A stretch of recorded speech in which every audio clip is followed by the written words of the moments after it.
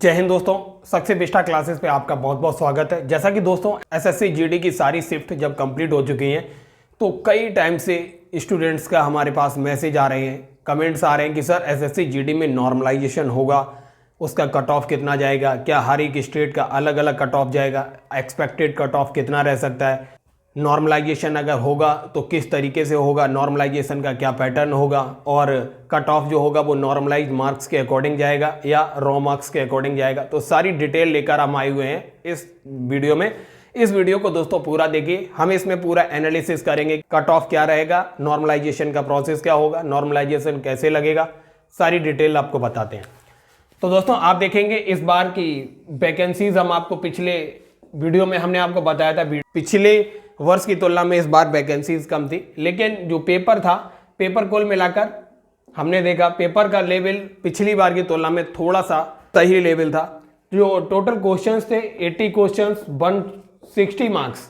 तो दोस्तों 160 मार्क्स में हमने ये जो आपको कट ऑफ यहाँ पे बताएंगे वो कट ऑफ नॉर्मलाइज्ड मार्क्स की कट ऑफ होगी, रॉ मार्क्स की कट ऑफ नहीं है। और फाइनली जो कट ऑफ जाती है वो रॉ मार्क्स के अकॉर्डिंग नहीं जाएगी, नॉर्मलाइज्ड मार्क्स के अकॉर्डिंग ही जाएगी।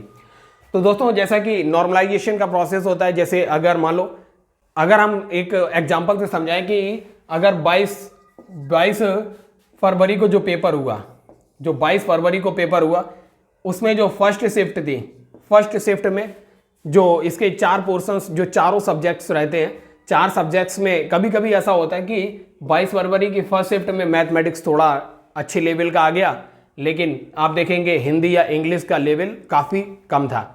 वहीं आप देखेंगे रीजनिंग का लेवल ठीक ठाक आ गया, मैथमेटिक्स का लेवल कम रहा। तो इस तरीके से ओवरऑल देखा जाएगा कि ओवरऑल पेपर कैसा था। तो ऐसा अगर कोई पोर्शन ऐसा है कि जिसमें कोई किसी पोर्शन में बहुत इजी क्वेश्चंस पूछ दिए गए और किसी पोर्शंस में काफ़ी टफ क्वेश्चंस पूछे गए या लेंदी क्वेश्चन पूछ दिए गए, तो वो ओवरऑल पेपर ठीक ठाक माना जाएगा। ये नहीं कहा जाएगा कि वो टफ पेपर था। टफ पेपर वहाँ बोलेंगे जहाँ में जिसके चारों के चारों सेक्शंस, हर सब्जेक्ट्स का पेपर लगभग ओवरऑल देखा जाए तो मॉडरेट से लेके टफ तक रहा, थोड़े लेंदी क्वेश्चंस रहे, उसको बोलेंगे टफ। वहाँ पे नॉर्मलाइजेशन लगेगा। वहाँ पे नॉर्मलाइजेशन इस तरीके से लगेगा कि आप देखेंगे कि वो उसका एक तो पेपर का लेवल देखा जाएगा, पेपर के लेवल के अकॉर्डिंग नॉर्मलाइजेशन होता है। मतलब अगर आपका पेपर ओवरऑल सभी सब्जेक्ट्स के पेपर मॉडरेट टू टफ रहे हैं अदर शिफ्ट के कंपैरिजन में, तो वहां पर नॉर्मलाइजेशन लगेगा।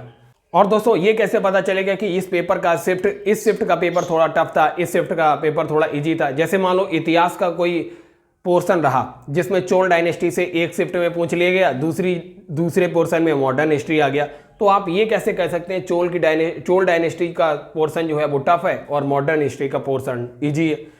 ये इस तरीके से डिसाइड नहीं होता है टफ या इजी।